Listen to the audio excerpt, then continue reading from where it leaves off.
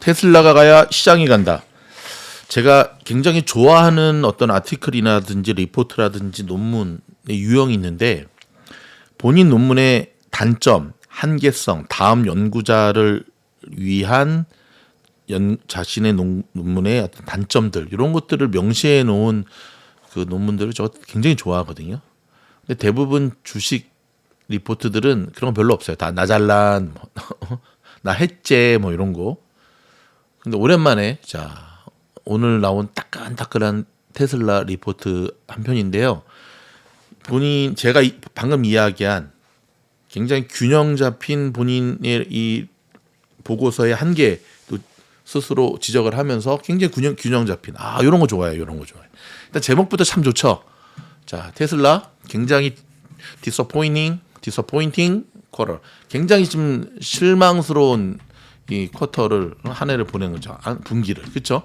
그리고는 more pain. 와, 참 더 끔찍한 고통을 기대한다는 이게 뭔 얘기요? 하면서 자, 이 리포트의 이제 핵심입니다. 이게 뭐냐면 회사가 더 성장하려면 maintain price cut to grow. 뭐예요?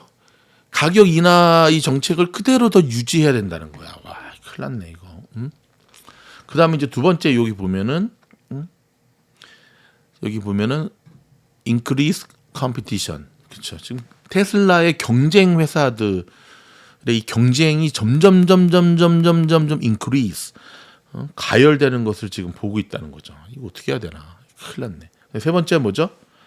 테슬라 마진이 계속해서 감소해서 마진 투 디클라인 그래가지고 이 컴퍼니 프로핏 테슬라의 프로핏이 점점 어떻게 돼요? 좀 줄어들 거란 얘기잖아. 이거 큰일 났네 이거. 그리고 이제 오버밸류.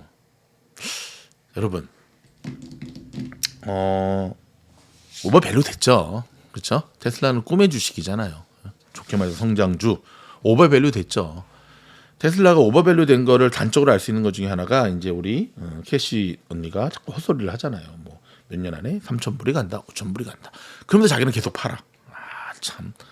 자, 그래서 이 리포트를 중심으로 제가 오늘 테슬라에 대한 이야기를 조금 풀어가 보려고 합니다. 참 공장은 참 멋있는데 그렇죠? 참 멋있어요. 자, 여기 요거 좀 보세요. 요거 여기 딱 보시면 아시다시피 자, 인도량 맞췄습니다. 그렇죠? 여기 딜리버리 맞췄어요. 근데 보면 자, 이 프로덕션 생산량이 44만 808로 나왔는데 딜리버리가 42만 2,875가 나왔어. 뭘 얘기하는지 아시죠? 다 만든 거를 다 못 팔았다는 얘기예요. 만든 거를 다 못 팔았다는 얘기예요.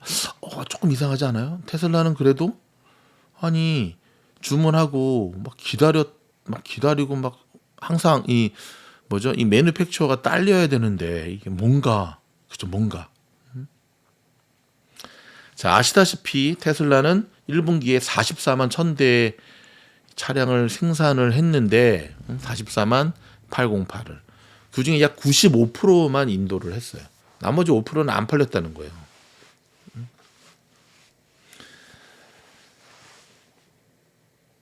이 문제인 거예요. 이게 문제. 자, 그러면서 이제 요거 한번 보세요.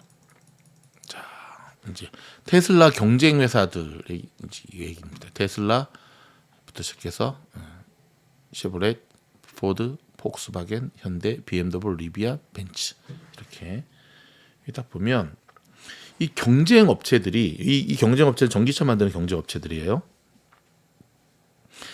이 경쟁 업체들과의 이 경쟁이 여기 보면 2024년, 2023년 1월 나오죠. 점점 어떻게 심화될 거라는 거예요. 심화될 거예요. 자, 보면 요건 안 썼구나.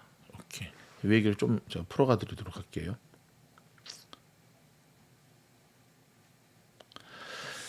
아시다시피 어저께 테시간 영상에서 인도량이 충분히 예상치를 뛰어넘었음에도 불구하고 테슬라가 푹 빠진 것. 오늘도 빠졌죠. 그 이유는 판매량에 문제가 있었다 그랬잖아요. 그렇죠? 테슬라가 가격을 낮추면서까지 그렇게 했음에도 불구하고 사실 가격을 만약에 낮추지 않은 상태에서 어제와 같은 인도량의 결과가 나왔다고 한다면 진짜 할렐루야죠. 하지만 가격을 그만큼 낮췄는데 저 정도밖에 못했다는 게 지금 상당히 시장, 특히 테슬라 투자자들한테는 실망스러운 것으로 다가왔던 거죠. 1월에 차량 가격을 최대 20% 인하했고요. 3월에는 모델 S와 X 가격을 4에서 9% 인하했습니다. 아시다시피 계속 가격을 깎다 보면 차를 많이 팔 수 있지 모르지만 프라핏이 줄어들 수 있는 심각한 일이 벌어지죠. 근데 이제 문제는 자, 이렇게 되면 어떤 일이 벌어지냐면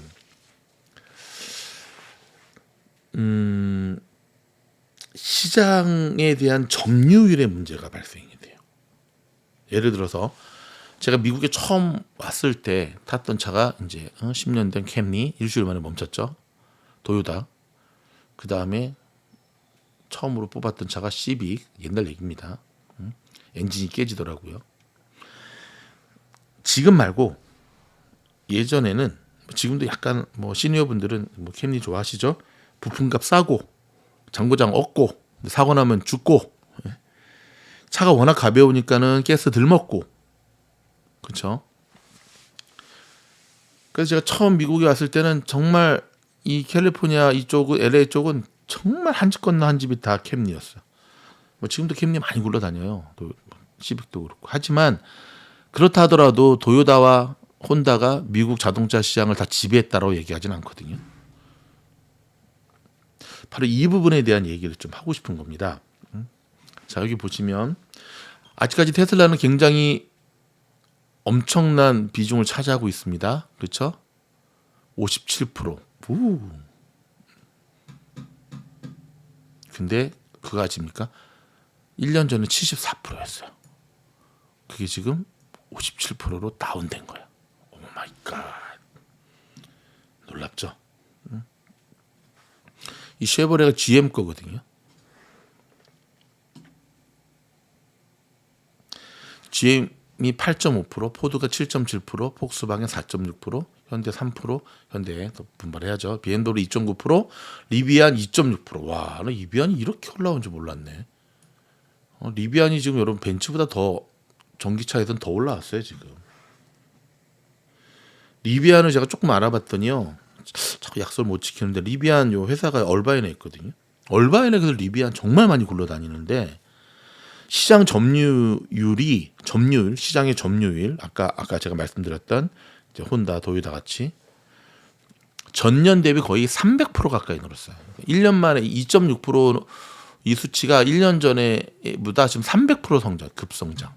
와, 대박이다 리비안. 주가도 이렇게 좀 오르면 좋으련만.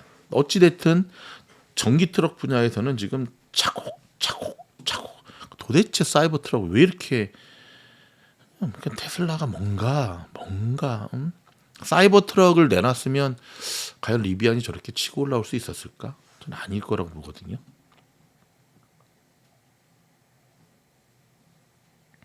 그래서 지금 이 리포트를 보면 가격을 만약에 테슬라가 이제 가격 할인을 스탑한다던가 가격을 조금 원상복귀한다면 테슬라의 이 점유율은 더 떨어질 거라는 얘기를 하고 있는 거예요.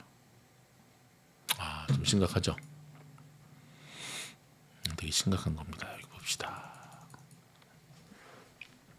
자, 제가 초반에 이런 그 자신의 한계를 인정하는 리포트 되게 좋아한다 그랬잖아요. 자, 이렇게 얘기하고 있습니다. 이 리포트의 가장 큰 문제, 자기가 스스로 얘기하는 문제는 테슬라의 독립적 브랜드 가치에 대해서 미스하고 있다. 쉽게 말해서 이걸 뭐라고 말씀드리냐면 뭐 퍼도 좋고 뭐도 좋고 다 좋지만 테슬라 한때 특히 2020년도 여러분 기억하십니까? 일론 머스크가 수많은 공매도 전설들을 다 은퇴시켜 버렸잖아요. 분명히 오버밸류 됐고 문제가 있고 하는데 테슬라가 계속 올라. 나중에는 결국 어떤 리포트까지 나왔죠? 저희 미주노에서 한번 언급한 적이 있는데 오늘 테슬라가 왜 올랐습니까? 했더니 테슬라기 때문에 올랐습니다. 이게 테슬라가 갖고 있는 이제 독립적 브랜드 가치인 거거든요. 테슬라만이 보여줄 수 있는. 여러분 미국 주식시장에도 이 수많은 자동차들이 올라와 있지만 테슬라만큼 움직임 좋은 애는 없죠. 그렇죠? 전 세계적으로 여전히 인기가 가장이고 가장 핫하고 테슬라 많이 갖고 있는 이 리프트 다 그거예요. 파퓰러하고 이 독립적 가치, 파워 이거를 인정하지 않는다는 게 아니에요. 그럼에도 불구하고 테슬라는 여전히 오버밸류 돼 있다. 제 얘기가 아니라 이 리포트 얘기입니다. 그래서 계속해서 마진이 계속해서 드랍 밑으로 곤두박질 칠 거다. 그러면 이제 결론을 이제 내리죠. 다시 한번 얘기합니다. 테슬라는 드라마티컬리 오버밸류. 야, 진짜 이게 뭐라고 번역을 해야 돼? 흥미로운 질문이 아니지. 진짜 드라마틱하게 극적으로 오버밸류 돼 있다. 오버밸류 돼 있죠. 여기 계속 나옵니다. 회사 매출의 8배, 50배로 거래가 되고 있고, 지금 계속 한 대 팔아서 이만큼 나오지만 이제 마진의 압박이 계속 생길 거고, 이렇게 프레셔 온 마진 투 코스 테슬라 저쩌고 이렇게 해서 이 리포트는 마무리가 되게 됩니다. 제 얘기가 아니라 이 리포트 얘기. 자, 근데 여러분, 자, 제가 한 가지 말씀드리자면 시장이 좋을 때는요. 오버밸류 돼 있고 오버밸류 돼 있든 뭐 언더밸류 돼 있든 뭔 밸류가 돼 있든 시장이 좋을 때는 이게 도매금으로 묻혀서 계속 가거든요. 시장이 좋을 때는 2020년 생각하시면 돼요. 근데 시장이 꺾여 버리잖아요. 그러면 전에는 그냥 묻혀가던 테슬라의 리스크가 굉장히 크게 보이게 되는 거예요. 왜냐하면 주식은 심리 게임이거든요. 이해되시죠? 테슬라에 오버밸류 된 거 뭐 새삼스럽게 그래. 새삼스럽게 그런 게 아니라 마켓의 상황에 따라서 그래서 사실 그 분위기 싸움이라고 해요. 분위기 싸움이라는 게 운동에서뿐만 아니라 주식도 심리전이잖아요. 심리 게임이다 보니까. 그래서 일론 머스크가 계속해서 금리 낮춰라. 그다음에 경기 침체에 대한 얘기를 하는 것 여기 앞에서는 장사가 없거든요. 저희 영상이 도움이 되었다고 한다면 말하지 않아도 좋아요, 구독, 알림 해주셔야지. 그렇죠? 자, 보십시오. 테슬라 이틀 연속 지금 하락을 했는데 그래도 가까스로 자, 요 지지선을 버텨내고 있거든요. 요 지지선 요 보이시죠? 요 지지선 요거 버텨내고 있거든요. 요거 자, 요게 깨지면 안 돼요. 나는 심리적 지지선 포함해서 190불이 무너져 버리잖아요. 아, 그러면 여기까지 한 165불까지는 예상하셔야 돼요. 이렇게. 근데 지금 분위기는 썩 좋지가 않아요. 왜냐하면 이렇게